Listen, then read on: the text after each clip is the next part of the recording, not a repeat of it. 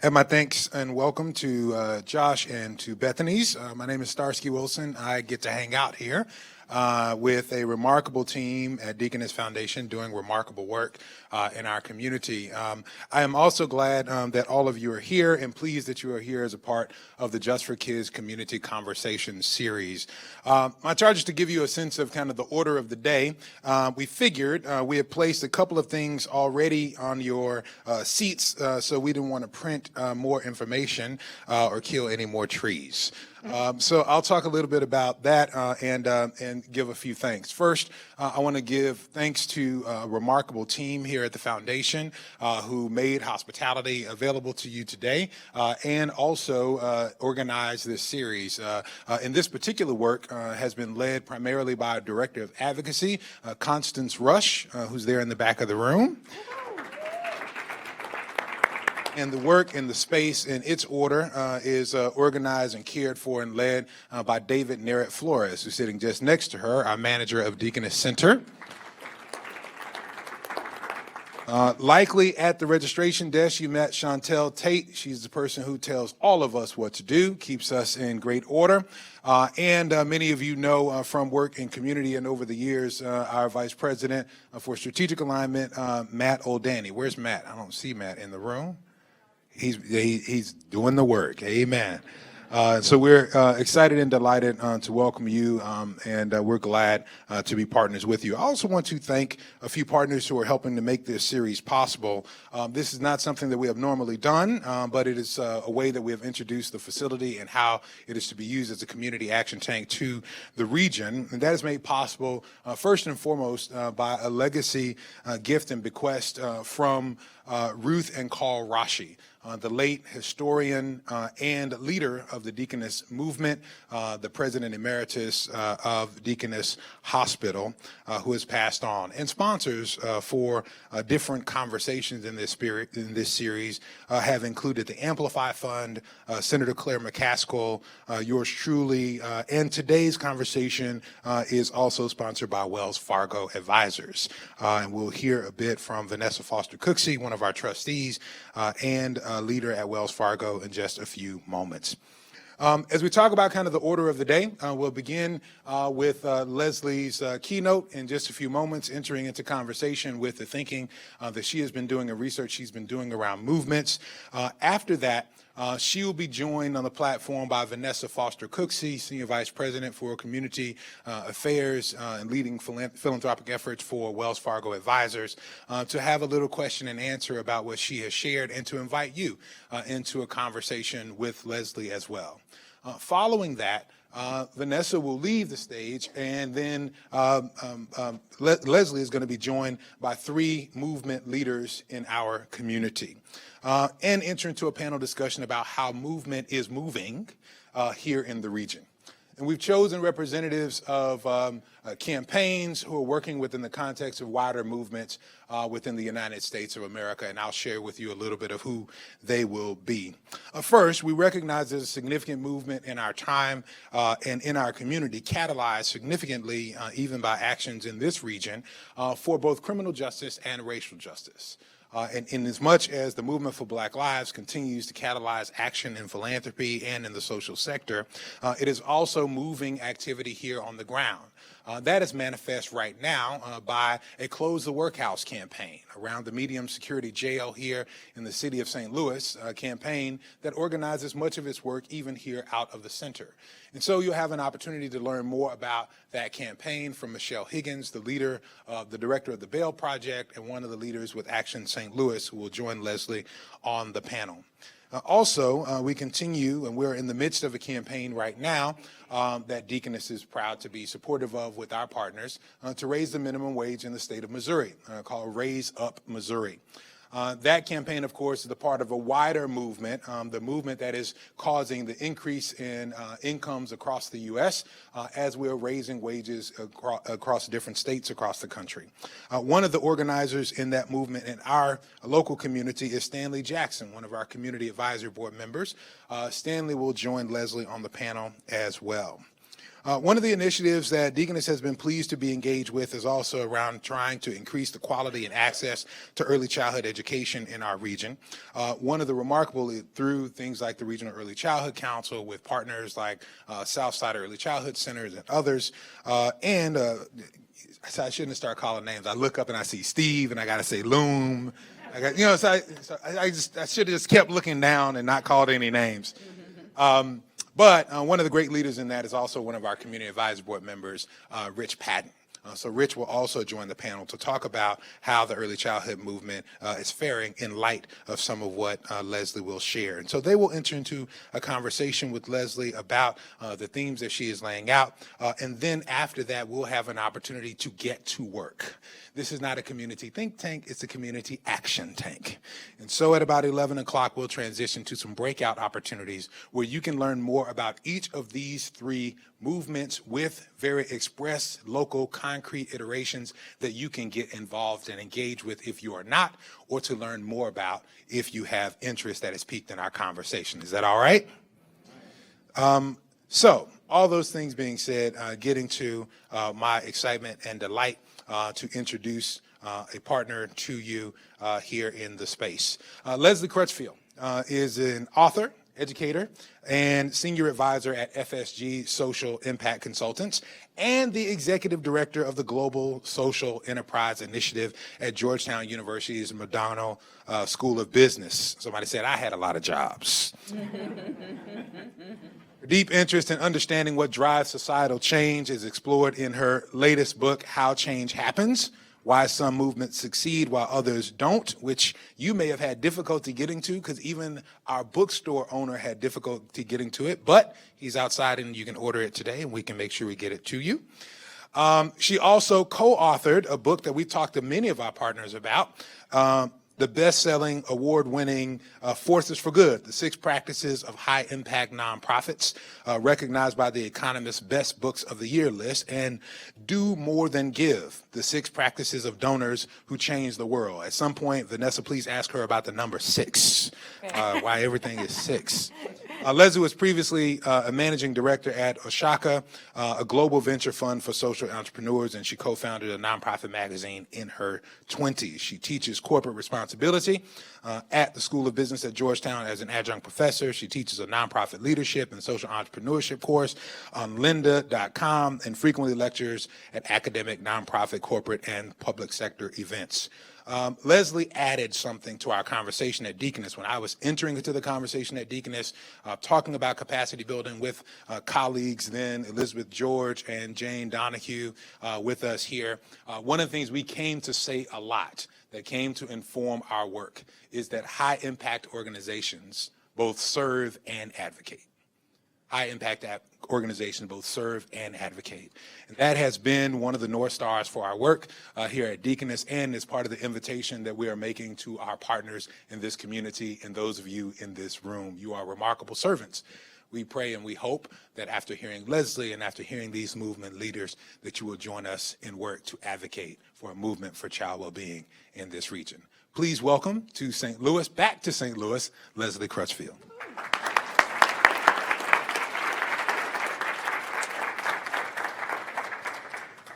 Good morning, Starsky. Thank you for that fantastic introduction. It is so great to be back in St. Louis. I was here about 10 years ago in a training with some of the Deaconess grantees going through the principles of Forces for Good. And that big aha in Forces for Good was that great nonprofits build movements, not just the capacity of their own organizations. And it's amazing to me to see how much Deaconess and your partners have leaned in to that lesson. It's also amazing to me to see how much the world has changed since I was here. We are in a post-Ferguson moment. We're in a post-2016 election moment. We're also under the ACA. So much has changed in this country, for better, for worse, depending on where you sit. And we're going to talk about how all those changes happened. Also, some changes have happened in my life. I came to Georgetown a couple years ago to join the Global Social Enterprise Initiative. And our work is really grounded in the belief that business can be a force for good and create shared social, economic, and environmental value. in the world. It's not the only answer, but it needs to be part of the solution. It's a privilege that one of our Hoyas is here in the audience today with me, so I hope you get a chance to say hi to Julia. So today we're going to talk about movements. We're going to talk about social change. And I'm so glad that I've made friends and have new family members here today, from old friends that I knew before and new ones that I hope to make, particularly because my parents always taught me that when I meet new people, I'm not supposed to talk about politics, money, or religion. And we're going to talk about all of that today. So let's get into it. Movements matter today, I think, as much as they ever have in this country and across the world. You know, we live in this post-Trump moment, and I think a lot about how the populist movement that gave us our current president is the anvil against which many other movements are fomenting and forming. And of course, new waves of the many decades of activism that we've had on so many of the causes and campaigns that you are all involved in this room.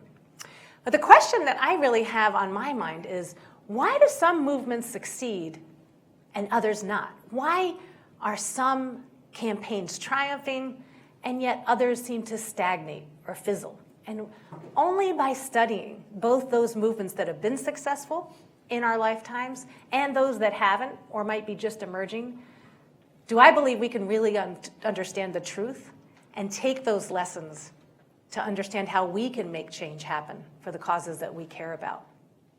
Now, I spent the last several years with a team at Georgetown looking at a range of changes that have happened in our lifetimes since the turn of the 21st century. So we didn't go back as far as the civil rights movement or even back into suffrage or prohibition. We looked at changes that have happened today under the current socio-political economic context.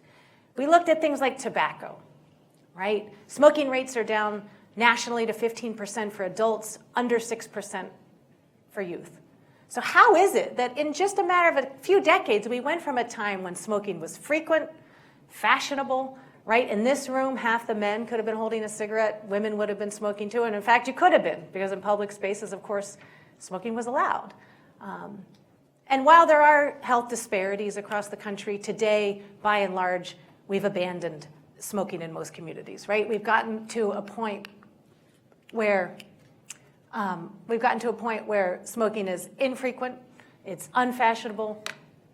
More importantly, it's just no longer sexy, right? And when we look at the tactics, the strategies, the campaign mobilization of the tobacco control movement, we can see how not just policies and regulations have changed to make it more difficult to access cigarettes. Our norms have changed across many communities in the country. We're going to look at how they did that. Another issue, we looked at marriage equality. How did we go from a point in time just 15 years ago in this country where we had DOMA? So we had a federal law signed by President Clinton that would ban marriage between LGBT community members, to a point today where, of course, marriage equality is the law of the land. We're going to look at how that movement was able to triumph. And we looked at the issue of guns. You know, it's interesting to me that we live in a time of the most lenient gun laws. It's more difficult than ever to prevent gun violence in this country. And yet, when you look at the history of the NRA, the National Rifle Association is a 150-year-old charitable institution. It was started as a 501c3 nonprofit, like many of you leading in this room, in this case, a sportsman's organization to teach marksmanship. Make sure little guys like this don't get hurt when they're out hunting with their dads. How did it turn into this? Since the 1970s, in the last few decades, the most powerful lobbying force, maybe next to the AARP in the country, that has dramatically shifted laws, policies, regulations in favor of that cause. So we looked at all of these changes and many more in our study of how change happens. Now, the issues on the black side of the screen are the changes that have happened since the turn of the century, right? We talked about gun rights expansion. LGBT marriage equality is now the law of the land. We've pretty much abandoned smoking, except for in some pockets of the communities in this country. How is it that we, in the environmental realm, were able to eliminate acid rain from our climate, but now we're stuck on carbon and climate action, right? We know there's been a 400% increase in incarceration. Most of those incarcerated community members are Black and brown people. Even polio. We're this close to eradicating polio across the face of the earth. Why is it that other diseases continue to vex us? On the red side of the screen, we've got issues, movements that are maybe emerging, or they've struggled to have impact but been stopped. Why is it that gun rights has been so successful, and yet the gun violence prevention, or the gun control movement, as it formerly was called, has been relatively ineffective in the last few decades until very recently? We're going to get into why the differences between the black and the red side of the screen have occurred. Now, as you're looking at this list, you might be thinking, you really are proud of some of the changes that have happened on the left. And you might be really angry that some of those other changes have happened. And you might be even more angry about some of the issues that you're trying to work for on the red side of the screen. We're not going to actually talk about any opinions on either side of any of these issues. What we're going to talk about is impact. How do you drive change no matter what side any of these issues that you're on? And we're going to pull out lessons across partisan aisles, across issues, to expand our knowledge. So these 6 practices really emerged as the key factors that differentiate winning movements from other movements. And the first one we're going to talk about is turning grassroots gold, because this is probably the most important difference in what I saw differentiated successful movements from others. And perhaps no better example of this is the gun rights movement that's been successful since the 1980s. So the NRA has built up its membership. It's about 5 million. They have more than 150,000 active, trained, mobilized volunteers in communities at the state and local level around the country. Biggest gun control organization until the last few years was Brady Campaign. Let me take you back to a moment in time, 2012. About a month from now, you would have had the anniversary of the Newtown massacre. So 26 elementary school students and educators killed in a mass shooting by a young man with mental health issues. So at that point in time, the NRA had grown to 5 million members. Brady Campaign, the main gun control group on the scene, had how many members? About 400,000 supporters. So for several decades, the gun control movement, if you just look at the grassroots mobilization, was 1/10 the size of the gun rights movement. Now, this might come as a surprise, because if this is not an issue that you're necessarily following, there's a liberal media bias. We tend to focus on victims and survivors. Of course, until of late, there wasn't any attention being focused on what was happening in poor communities of color and gun violence every day in the streets. That's begun to change after Sandy Hook. Shannon Watts, a mother of 4 out of Indianapolis, started Moms Demand Action, started a Facebook page. By the time I finished my research, Moms Demand Action, by the end of 2017, had grown to around 4 million supporters. It had merged up with Mayors Against Illegal Guns, Bloomberg Initiative to form Every Town for Gun Safety. That was created in 2014. Then, of course, after Parkland, you have the new faces and voices of those survivors of that high school tragedy. Now, the gun control movement, if you look just at Every Town's membership, has exceeded 5 million. So for the first time in modern U.S. history, you have a gun safety movement that's an equal and opposite volume and intensity, just in terms of grassroots mobilization, as the gun rights movement.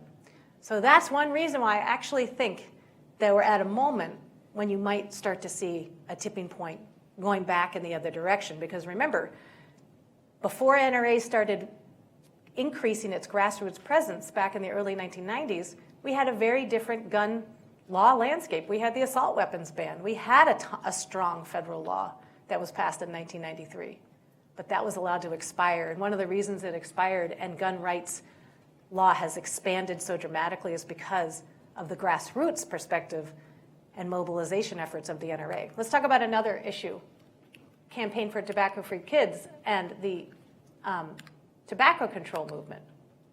So a lot of people say, well, the gun issue, gun rights win because they have the gun lobby behind them. They have all these big companies. Well, if you look at the tobacco industry, it dwarfs the gun industry in annual revenue, right? And yet, in the case of tobacco, the tobacco control advocates were able to cut them off at the knees, right? Now, it took more than 5 decades to happen, but momentum really started to gel in the 1990s when the Campaign for Tobacco-Free Kids was seeded with support from Robert Wood Johnson Foundation. My boss at Georgetown, Bill Novelli, who founded GSEI, was the founding president of Campaign for Tobacco-Free Kids for Truth in Advertising.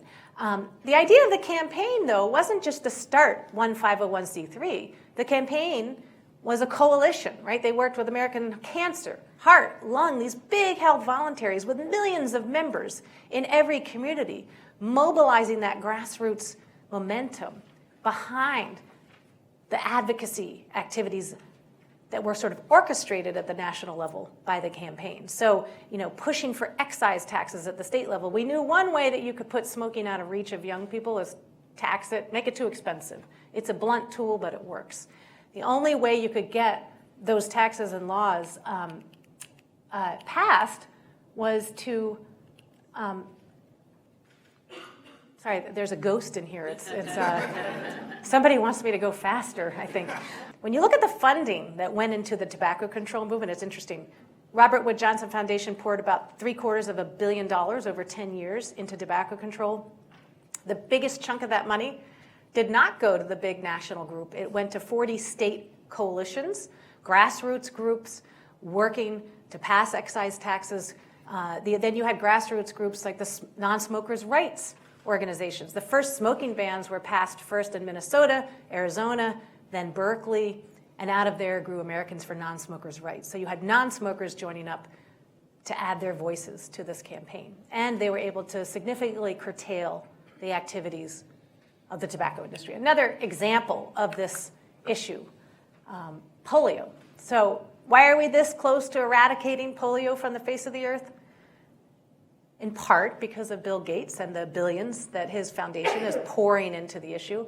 But when you interview people in the global health space, it's the Rotary International Group, and it's 33,000 chapters, and it's millions of members in every country on the face of the earth that built the political and social will to tackle polio. They raised the first $250 million. They went to Bill Gates and said, we want you to match us and get in this fight. More importantly, when you need to convince countries to prioritize something like this, Bruce Aylward, the head of the Global Polio Eradication Initiative, told me this. He said, Bill Gates and I never take a meeting with a country president or a minister of health in the world without a Rotarian by our side, because they have the community credibility, right? And they were able to bring that advocacy voice as well as some money into this fight. So it's these networks, these community grassroots networks that really drive things. And when you ask people, why aren't we solving malaria or these other big non-communicable diseases, people will whisper off the record, we don't have a Rotary. So they got the money, you've got international organizations, but you need to have these boots on the ground grassroots groups, whether you're working globally or right here in St. Louis, and we're going to get to that in the Q&A. Let's talk about the next practice of high impact movements. Sharpen your 10, 10, 10, 20 equals 50 vision. It's a tongue twister. Now this comes straight out of the playbook of the gay marriage campaign. And let me take you back to another moment in time. 15 years ago, back in 2003, it was a very dour moment for leaders in the LGBT advocacy community. You had DOMA, as I mentioned. 13 states had ballot referendums underway to ban gay marriage. Back in 2003, the only place where it was legal to be married was in Massachusetts, if you were gay. But very quickly, there was a vicious backlash being organized by Mitt Romney, leaders of the Catholic Church, to try and repeal the law that happened in Massachusetts. So Evan Wolfson, the founder of Freedom to Marry, Matt Coles from ACLU out in California, Mary Bonato, different leaders from the LGBT advocacy community came together in a meeting room, maybe a little bit like this, although not as beautiful and freshly painted, in Jersey City, New Jersey. I was born in Jersey, so I can talk about being born off exit 9 in Jersey. And they said, what are we going to do? We're really on the ropes. At that moment, gay marriage did not look inevitable, right? We talk in this post-Will and Grace moment, well, it's just millennials or, liberal and things are changing. No, it looked impossible at that moment. California had just repealed its own gay marriage law. So they said, okay, let's do a thought experiment. What if we broke up the country and we took 10 states and tried to actually go for full marriage? Let's defend Massachusetts. Then let's go over to New York. There's a lot of liberals there. Maybe we can pass it in New York. But then let's take 10 states and we'll just try and get civil unions. To me, it raises that, Brown v. Board of Education separate but unequal doctrine, and yet it's better than what we've got, which is nothing. And they said, let's take 10 states and we'll just try and get, LGBT partners recognized on health benefit packages, partnership recognition laws.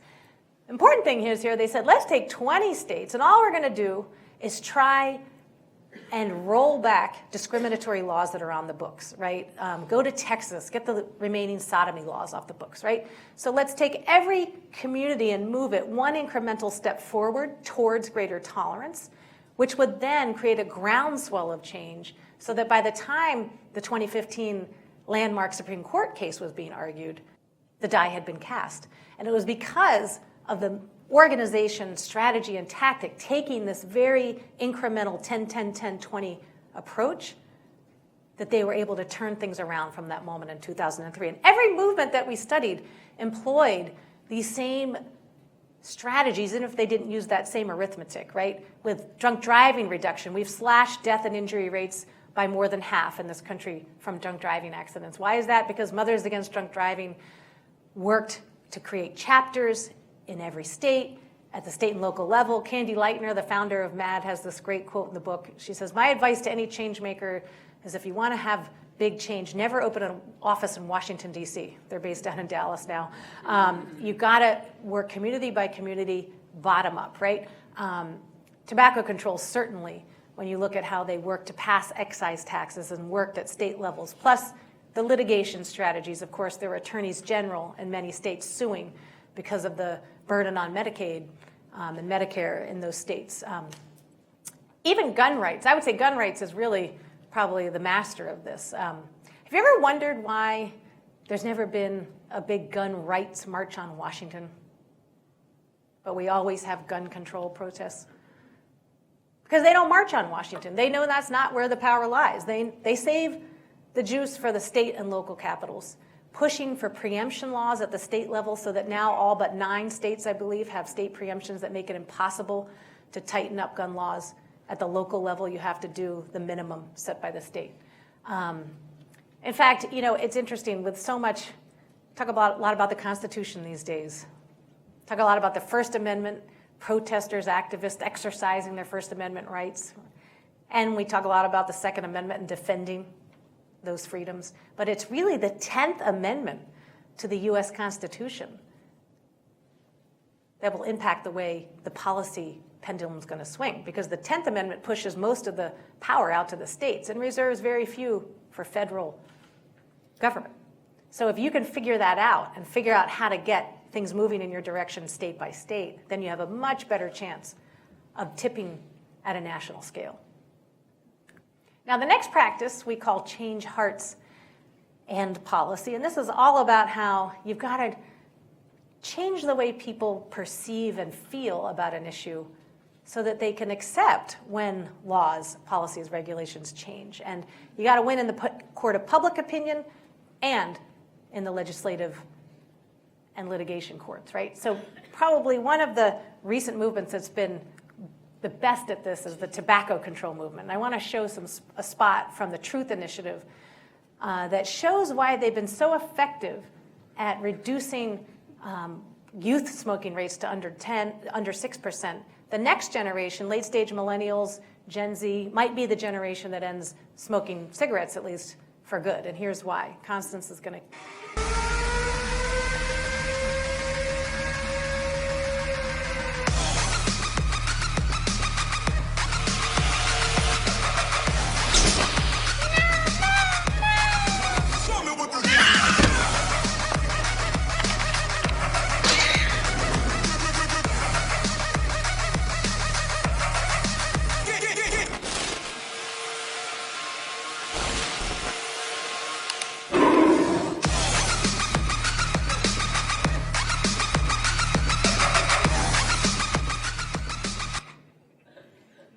I said, what's great about that ad? It's funny. You guys were laughing. It's silly. What's not in that ad? Cigarettes. It doesn't tell you don't smoke. It doesn't say smoking is bad for you. What's the best way to get a young person to do something? Tell them it's dangerous, right? It says smoking's bad for your pets. Now, I found this ad because my then 10-year-old son told me about it. I was talking to him about my book research and how everybody used to smoke. I used to smoke. Sorry, my parents aren't here, but high school, you smoked at McDonald's, you smoked in the car. Now nobody smokes. He said, right, why would anybody ever smoke? It's like that cat video. And he's 10. I said, what cat video? And he's like, Mom. I was clearly the only person on earth that had not seen this. So we went and looked it up. And, it went viral. Millions of kids have seen it. And it works because they care about pets. And it gets at the psychographic motivators. So Truth Initiative was very savvy at trying to come up with messages and campaigns that would actually change behavior, actually change attitudes, right? You have to do this. Now, Bill Novelli, my boss, founded Porter Novelli. He's a communications guru. They understood that the tobacco control movement wasn't just fighting Philip Morris. They were really up against Joe Camel, Marlboro Man, the allure of smoking. And many in this room are probably familiar with the statistic. Not just a couple decades ago, when polling low-income children in communities like this, Joe Camel had higher name recognition than Santa Claus in many communities.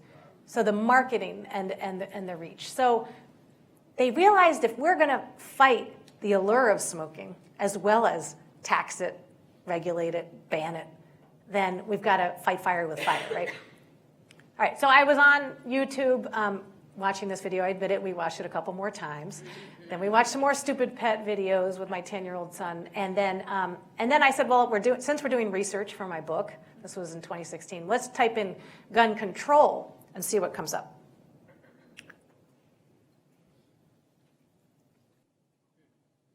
We're millions of average, honest Americans. We're moms and dads who want to live in safe neighborhoods, send our kids to safe schools.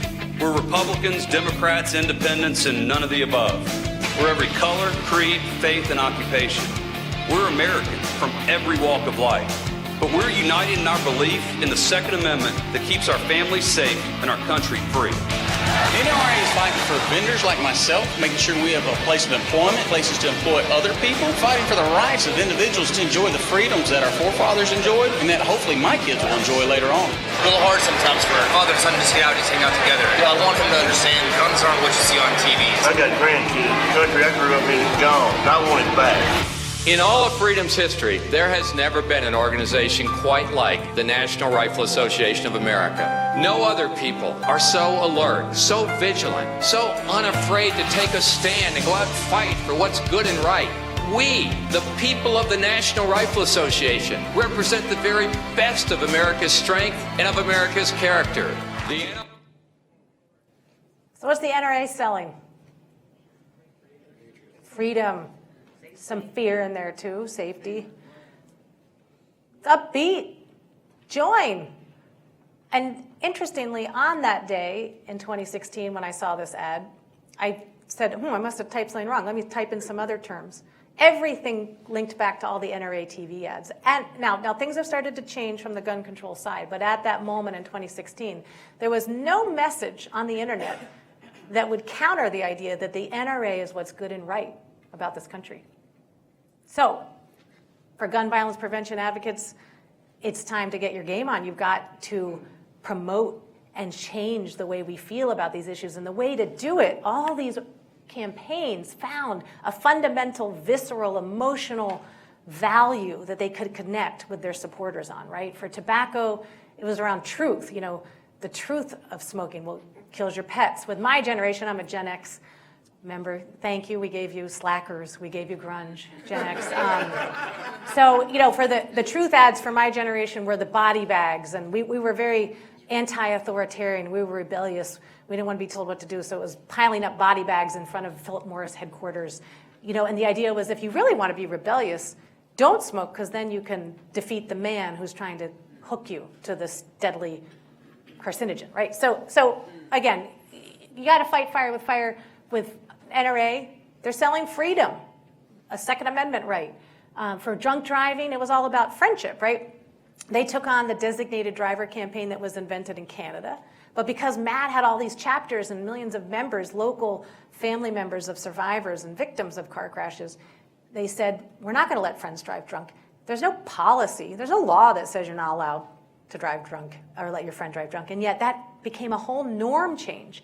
And in part because MAD's mission when it was founded was not just to tighten up enforcement of laws against drunk drivers, it was to make it morally and socially unacceptable in this country to drive drunk. At the time, when Candy Lightner's daughter was mowed down by a drunk driver on a Sunday morning walking down a suburban road to a church carnival, she found out that perpetrator had had 2 offenses, was going to not even get a fine, let alone go to jail for murdering his daughter. The journalistic accounts of most drunk driving accidents at the time were, well, the judge thought, why punish this guy? Why put him in jail?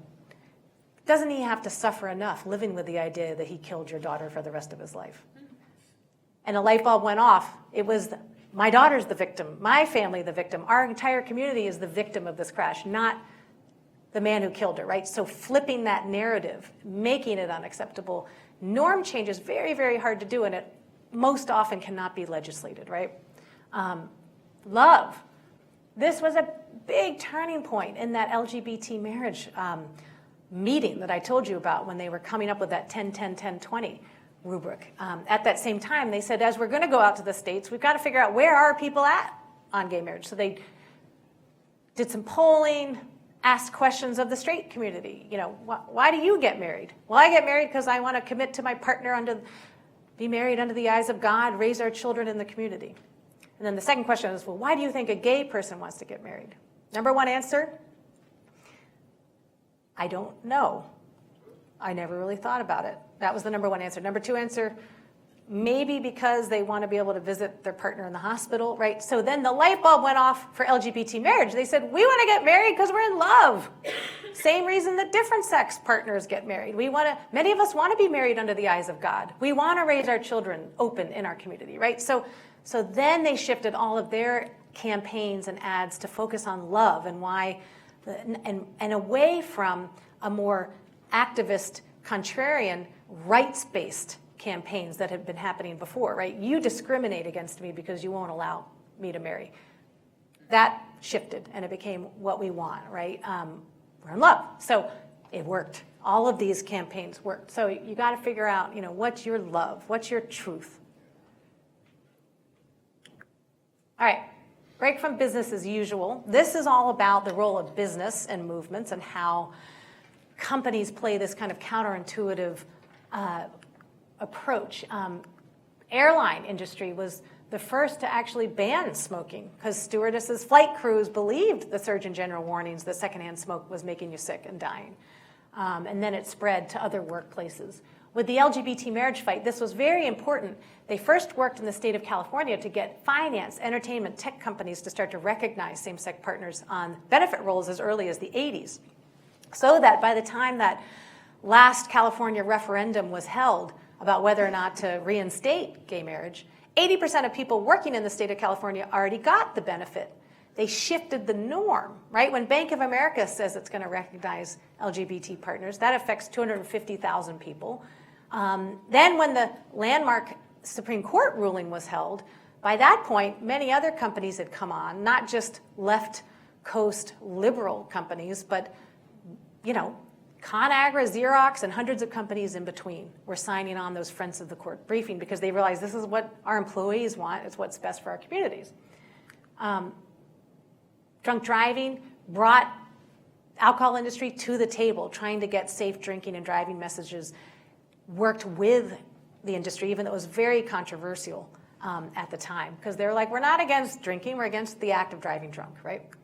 Now, we found these 4 ways that business can play a role in your movements, and it's very important to think about how it applies to the justice and education and other campaigns. How do you get businesses to be a first policy mover, right?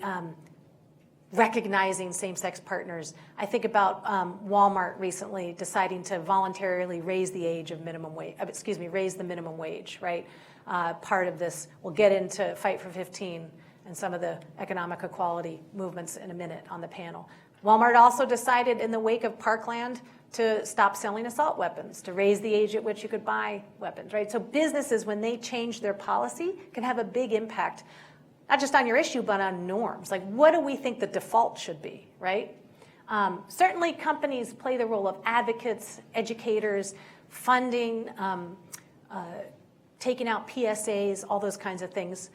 Third, there's product innovations, right? Like Nicorette gum helps people stop smoking. It's something you can buy out in the marketplace. And then fourth, the other interesting thing is we saw business during this time frame that we were studying becoming much more exposed to consumer and citizen activism if they were doing something wrong, right? And this was the age, since the 90s where we've seen Greenpeace volunteers skydiving off of smokestacks to protest pollution and Earth Firsters chaining themselves to trees, right? Like these extreme actions.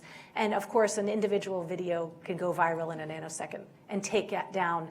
It really levels the playing field against companies. So all of these changes are happening right since the 90s. Now, the last two practices we'll just touch on briefly. And these are kind of looking at how the fields within these movements related. And reckoning with adversarial allies is something you got to do whether you're on a winning movement or you're in something that's struggling. Tobacco control almost imploded just because of the extremes within tobacco control. A big camp wanted to put tobacco out of business. It should not have a license to operate. The more moderate camp said, how can we just reduce smoking and reduce their marketing and advertising, get it out of vending machines, whittle away at it that way, and everything in between. That in the gay marriage fight, that 10-10-10-20 rubric helped a lot, because in the gay marriage community, there was all this strife, because there was a core that really wanted to go for full marriage. But most LGBT community members said, that's a problem that only gay white men on the coasts care about. The rest of us can't get jobs, can't get housing, we're getting bullied, we're getting beat up. We have much more fundamental problems. It enabled them to advance whatever they thought was the right thing to do to move the thing forward at that time. The last practice is be leaderful. It comes out of some of the teachings of Ella Baker, the great civil rights activist. And what I mean by leaderful can be contextualized kind of across the spectrum. You think about some movement leadership could be described as leaderless, right? It's chaotic, it's mob rule, it's anarchistic. Remember Occupy Wall Street? They were leaderless. They said everybody gets one vote. They got more than 20 different, demands. They're constantly protesting, and what happened? Kind of fizzled away. They did get that call for the 99% into the vernacular, but it kind of went away. On the other end, you can have leader-led, top-down movements that have too much resources and power at the top and not pushing out to the grassroots, where the successful movements we found were leaderful. And they found a way to get money, resources, training, and grassroots, local and state-based action, having the balance, right? So how did they do that? Because they had, from the Grasstops, a leaderful mindset, right? In tobacco control, Campaign for Tobacco-Free Kids played this role. In marriage equality, it was freedom to marry. In drunk driving, it was MAD. They saw themselves as sort of a director of an orchestra trying to get all the groups around them to kind of move in the same direction rather than dictate from the top down. And when there was one organization that was the central player, like let's take the NRA. You think about the NRA, you might think of it as more of a pyramid, but they describe their leadership structure as an upside-down pyramid where the 5 million members are on top and leadership is just the tip of the spear in Fairfax County, Virginia, right outside the Beltway. They set up an 800 customer hotline. If your second rights are being infringed anywhere in the country, call this hotline. They'll help you form a SWAT team. They go to every city council meeting, right? And for many years, if there was a city council or a state discussion happening in the legislative hall, there was 40 guys from the NRA there and no one from the other side speaking up. Now that's begun to change because of the grassroots mobilization and gun control Again, you got to fight fire with fire. So those are the 6 practices. We're going to do some Q&A with Vanessa, and then I'll have a few closing thoughts. But since we're on this, and I know you've probably got questions or comments, I welcome them. Let's give Leslie a round of applause.